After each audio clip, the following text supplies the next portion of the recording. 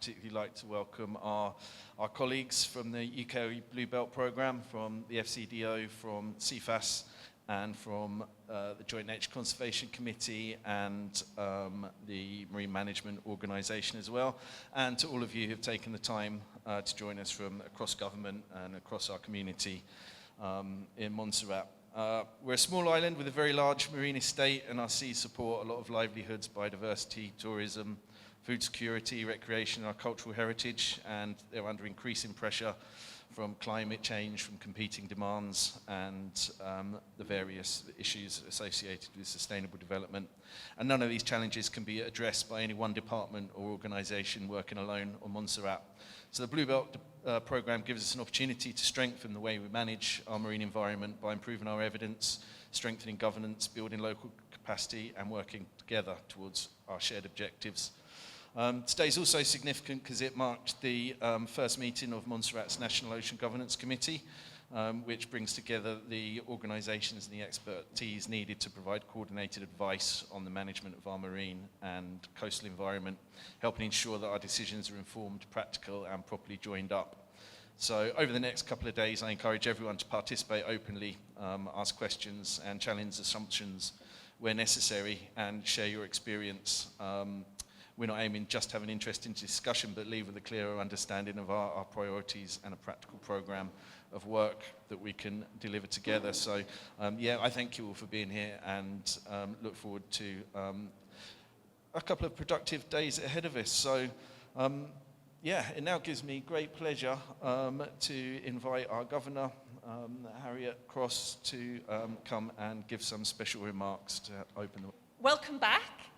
To the Blue Belt team. It's really, really good to have you here again. And I know that lots of conversations have been happening in the meantime between your two visits. Loads of good work has happened since January. We've had data that's been pulled together, capacity needs have been assessed. We've now got a draft programme of work that's been pulled together and is up for review today. And most importantly, I think this work has been shaped around Montserrat's own priorities. Blue Belt is obviously a global phenomenon, and I think it's really exciting that Montserrat is part of that global piece of work. But what I really like about it is that it is tailored to Montserrat's needs and the vision that Montserrat and its people have for the future. And that's really to set the scene for today, because we need your input. You need to tell us, actually, that doesn't work for Montserrat. That is not going to work. If you want to achieve this, you're going to need to do this and not this. So I know you won't be shy in giving your opinion and saying how things should be, but I would really encourage you not to hold back. Last month, we marked a significant milestone. So this was the formal announcement that Montserrat had joined the Blue Belt programme. This was made by Foreign Office Minister Doughty on the programme's 10th anniversary reception. There was international media attention, and quite rightly so. Again, it's always really nice to see Montserrat getting a piece of the kind of social media buzz, and there was definitely some of that when that announcement was made. It's a partnership. That's the other thing I think it's really important to say. Finding out what's worked elsewhere in the world and what Montserrat can learn from that, and then what Montserrat can give back to other places, things that we have learned from the way we do things here, the way our fisher folk approach the ocean, the way our tourist authority approaches the ocean. You know, there are things that we can teach others as well. And we are all in this room stewards of a remarkable marine environment. And there's a lot more we can learn about that environment as well. We've got incredible biodiversity. The ocean, of course, stores carbon, it builds climate resilience, and it underpins livelihoods. And again, I know this was a point that myself and Minister Osborne made back in January, that this really is about economic development as much as it is about environmental protections. So we've got a serious responsibility here for the oceans and for our people. I mean, there's some real assets in the ocean that I don't think we have fully explored and we haven't boasted about well enough yet either. So we've got coral reefs, we've got seagrass beds, we've got coastal ecosystems that are supporting better food security, enhanced support for our communities. And I know some of you are really into the detail and you're doing work already, but let's make sure that other people understand it and will get involved as well. Because it's an investment for our children. And I know that there'll be a discussion about education as well, because that was something that I spoke to the team about yesterday, and how we can make sure that young people are proud of the ocean that belongs to them. And I think that's part of what the Blue Belt will bring as well. So Montserrat is the 4th Caribbean Overseas Territory to join the programme, and we've got an opportunity now to show what locally led, practical marine stewardship actually looks like. So not just within the Blue Belt, but actually for the rest of the Caribbean region outside of the Blue Belt as well. I think we can really show off what Montserrat can do. So I hope you will leave here with a clearer, shared roadmap, agreed priorities, defined responsibilities, targeted milestones. You know, we do want to make sure that we assess what we're doing and making sure that it's having the impact that we expect it to have, and that it's genuinely a shared vision. So thanks to the Blue Belt team, and thanks to government ministries and public servants, because I know that you've put in a lot of work. Thanks to conservation partners. As I say, there's a lot of people in the community who are out there finding their own funding, generating income from the work that they do in the oceans. So the commitment from everybody here is really exciting and tangible, and I'm really looking forward to see what we can achieve together. So thank you so much. First, let me also say a very hearty welcome back to our colleagues from the Blue Belt, to Kylie and your team. Welcome back to Montserrat. I realize you brought 2 new people with you, so I'll say welcome for your very first time to Montserrat as well. And feel free to be a part of the family, because you'll soon realize that Blue Belt and Montserrat are a very deeply entwined family.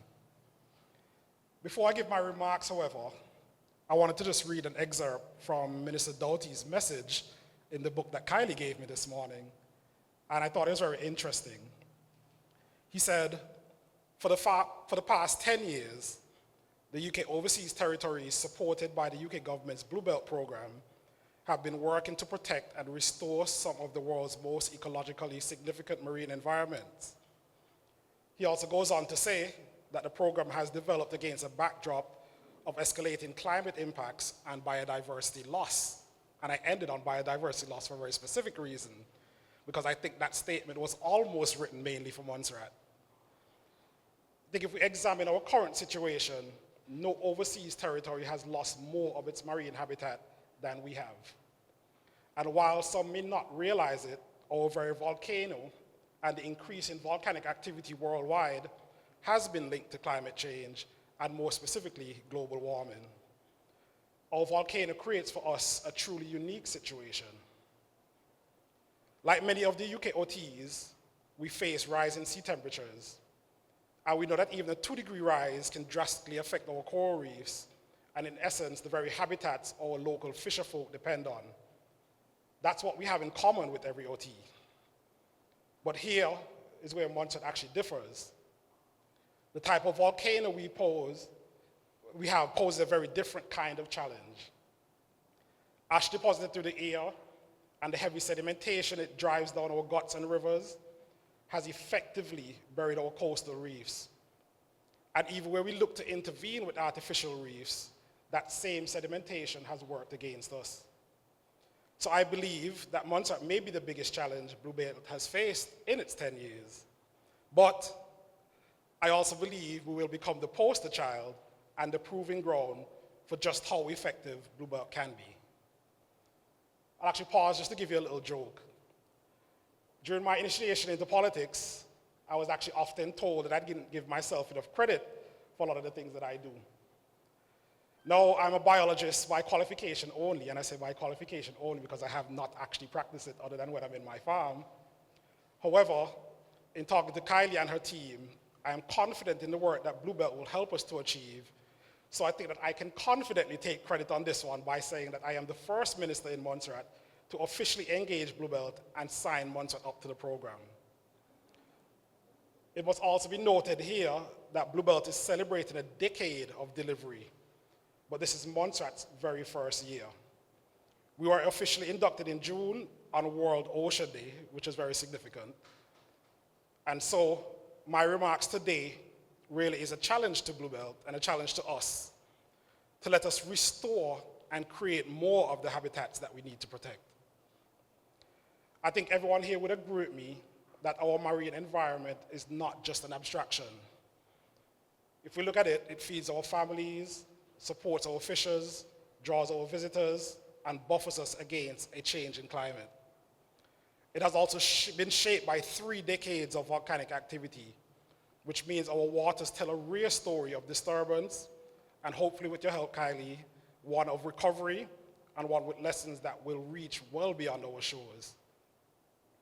To everyone sitting here today and over these coming days, I ask that we be practical, that the work plan we build here on fisheries management, habitat mapping, marine spatial planning, and the strengthening of our legislation be one that we can actually deliver, which is clear in its responsibilities and built around the capacity of our own people. The truest measure of this partnership will not be the documents we produce.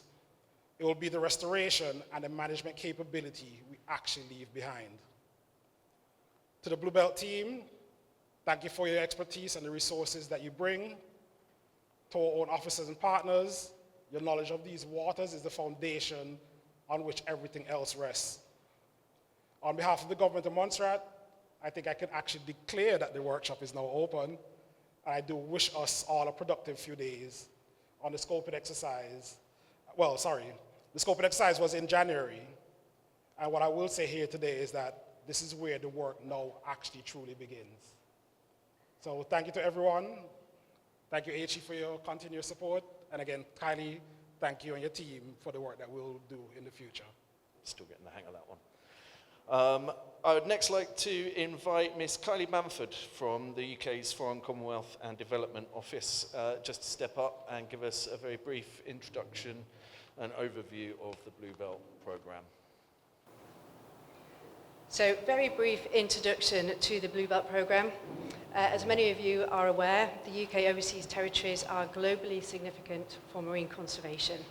Although they are relatively small in land area, they contain over 90% of the UK's biodiversity and include some of the most important marine ecosystems. So as we said, the Bluebelt was established in 2016 and it was originally set up to protect and sustainably manage the environments of the overseas territories, providing local leadership and stewardship with scientific and technical support, making sure that local, regional and international ocean ambition could be achieved. And collectively, the programme does now support and protect over 4 million square kilometres of ocean, which is around 18 times the size of the UK, which really demonstrates the significance that the UK overseas territories make to global ocean protection. And just a quick chart to show where the programme operates. So we have the full Bluebelt programme and we have 2 sub-programmes, one very much based on the science and one on the enforcement and compliance aspect. I think this demonstrates, though, that the broad range of support and where the territories are globally. And these priorities for the territories are very different. The programme's approach remains consistent, supporting locally led marine management through evidence, capacity building, policy development, conservation, compliance, and sustainable use of marine resources.